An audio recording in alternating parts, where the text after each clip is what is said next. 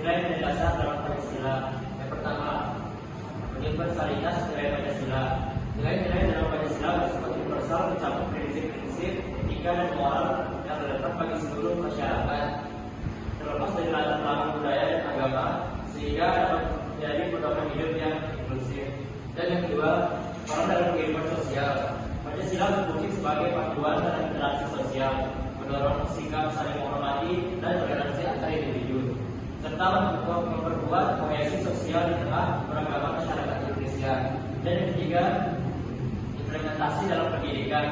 Pancasila diintegrasikan dalam kurikulum pendidikan untuk menanamkan nilai-nilai luhur kepada generasi muda, sehingga mereka dapat memahami dan mengamalkan prinsip-prinsip Pancasila dalam kehidupan sehari-hari.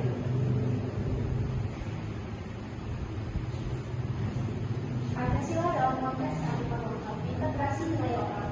Pancasila diintegrasikan dengan kearifan lokal untuk menciptakan sinergi yang memperkuat identitas budaya dan sosial masyarakat Indonesia, sehingga nilai-nilai Pancasila dapat dihayati dan diterapkan secara nyata dalam kehidupan sehari-hari yang mendukung terciptanya masyarakat yang harmonis dan berkeadaban. Bagaimana ya kita mengimplementasikan Pancasila dalam kehidupan berbangsa?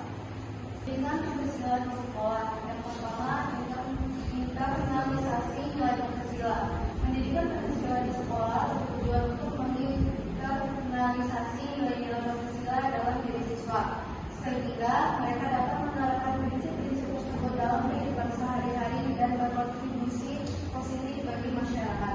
Yang kedua, keterlibatan siswa dalam proyek. Melalui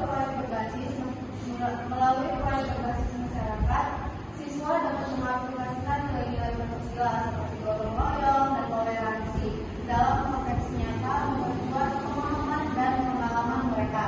Yang ketiga, evaluasi berbasis praktik. Penilaian pendidikan Pancasila tidak hanya dilakukan melalui ujian tertulis, tetapi juga melalui evaluasi praktik yang mencerminkan pengalaman nilai-nilai Pancasila dalam kehidupan sehari-hari siswa. Musyawarah dan mufakat dalam pengambilan keputusan.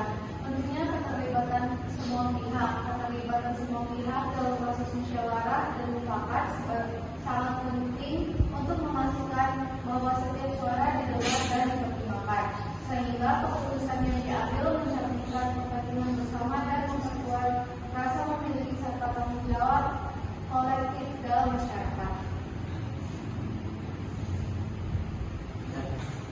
Peran gotong royong dalam masyarakat. 1. Harmoni sosial dan keadilan.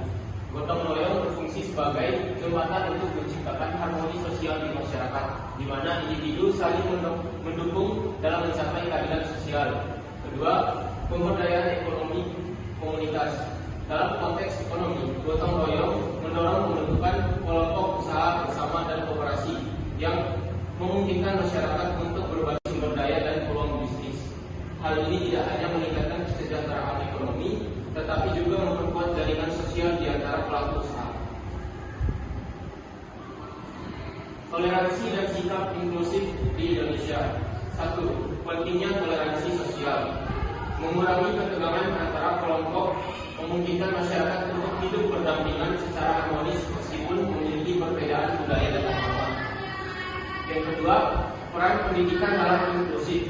Pendidikan yang mengedepankan nilai-nilai inklusif dapat membentuk generasi muda yang lebih terbuka dan menghargai perbedaan, sehingga menciptakan masyarakat yang lebih toleran dan damai. Yang ketiga, keterlibatan masyarakat sipil. Organisasi masyarakat sipil berperan aktif dalam mempromosikan toleransi melalui kampanye dan program yang mendukung dialog antar budaya, memperkuat rasa saling menghargai di antara warga negara.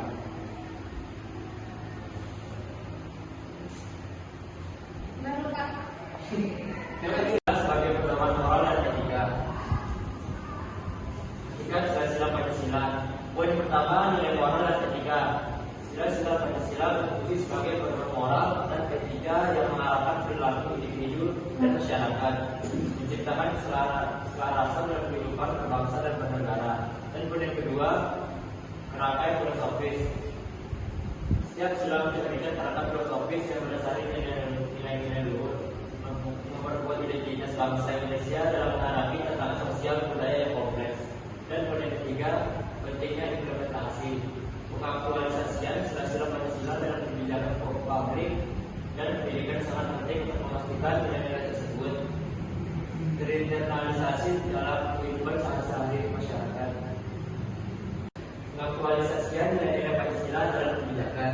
Yang poin pertama, keterlibatan masyarakat dalam kebijakan.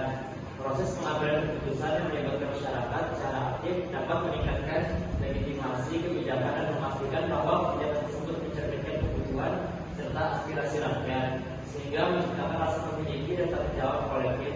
Dan poin yang kedua, pendidikan Pancasila yang berkelanjutan. Integrasi pendidikan Pancasila dalam kurikulum pendidikan formal harus dilakukan secara berkelanjutan untuk menanamkan nilai-nilai luhur kepada generasi muda, sehingga mereka dapat menerapkan prinsip-prinsip Pancasila dalam kehidupan sehari-hari. Dan poin yang ketiga, kebijakan inklusif dan berkeadilan.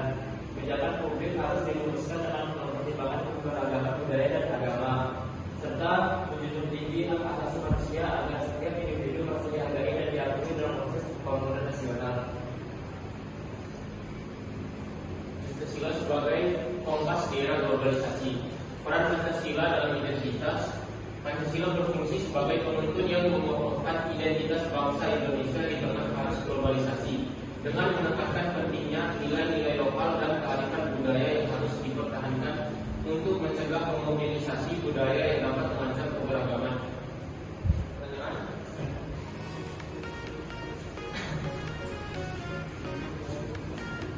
Sekian dari kami. Wassalamualaikum.